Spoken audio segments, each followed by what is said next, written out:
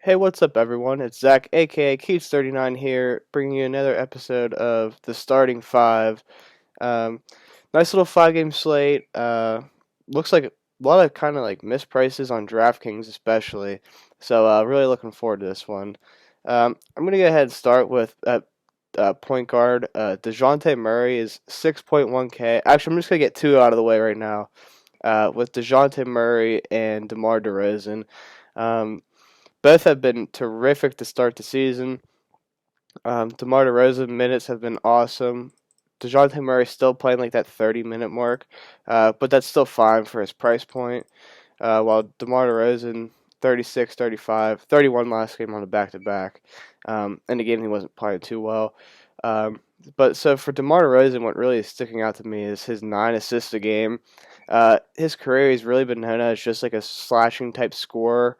Um, Not really the case this year. He's had some games where he scored a lot, but his assist numbers have been consistent every game. So it seems like something that they're really focusing on. Um, and he gets a matchup with the Lakers, who are not the defensive team they were last year. Um, Losing Dwight and Danny Green, those are like big losses for the defensive end. And I really think that these like DeMar DeRozan being 6.9 is kind of a joke. Last game he was really bad. Still finished with 28 DK points, but that's with not scoring double digit points, which he'll never really do. He only had 2 rebounds, so really don't expect that to repeat. I really like DeMar DeRozan. Same goes for Dejante Murray. He contributes in every statistical category. Um, has been 5x at every game this year. Put 40 up over 40 points twice, 2 out of 3 games. Um, so I just think both these price points are kind of jokes. Um, Next, the price not very good. Sorry, I couldn't think of words there. Is Kevin Durant. Only 8.4K. He scored 40 DK points in every single game this year. Um, and has yet to have a game with over 4 rebounds or 4 assists. So that really says a lot. He's going to have a massive game coming. Well, I kind of expect the rebounds to like kind of remain like this because of Jared Allen and DeAndre Jordan. 4 rebounds is not going to continue for a 7-footer that is a really good, solid rebounder. Um, and he's just a really smart player as well. So like the assist numbers are going to go up too. He's going to have games like he's gonna flirt with triple doubles in games this year. So I just think like this 3-and-3 is not going to continue, and he's going to continue to get defensive stats as he's one of the better statistical defenders in the league. Um, so I think 8.4, like we've seen him all the way up at 9.8. So like a 1,400 discount is kind of crazy already, just 3 games in, and his minutes have been terrific. 36 minutes last game. Saw 25 in a game that they blew out. 33 in a game that they blew out. The only competitive game he's played has been 36 minutes. So, in a matchup with the Atlanta Hawks, if this game stays close, like he's probably gonna push 40 real. So, um, really like the price point there. I will say I think Luka is the top stud on the slate. He hasn't had his massive game yet, but he's been involved in 2 blowouts and 1 slower paced game. Like last game, he would have went for 70 if the game was close. So, um, yeah, I really like Luka as well. Those are the 2 studs that I'm really targeting. Um, Next guy that I hope is coming in lower owned is PJ Washington.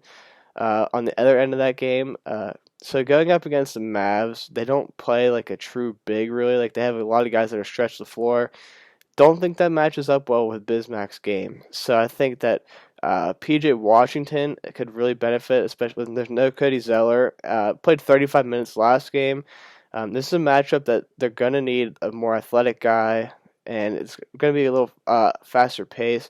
So I think PJ Washington actually plays a fair amount of minutes at the 5, which is really interesting. I really like when he plays the 5. Um, Last year he wasn't the best rebounder, but averaging 10 rebounds his last 2.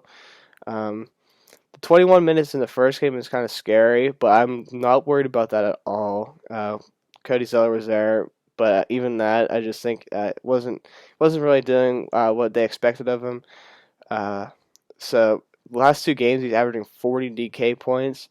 Well, I don't know if I expect that. I think that 30 is very, very reasonable, and at this 5.4K price point, um, I just really think that he has one of definitely the best ceiling in that price range. Like I think that maybe Goron and Tyler Hero have a little better ceiling, um, but we saw last night the Bucks just absolutely destroyed them. Well, I don't expect that to happen again. Um, I just think that I prefer PJ Washington over those guys. Um, and finally, I'm going to mention a value play that I think is really interesting. Desmond Baine.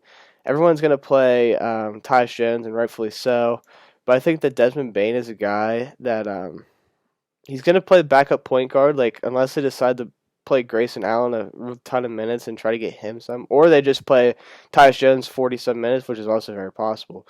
But Desmond Baine was getting good minutes anyways, 24 minutes last game in the game that Jaw got hurt.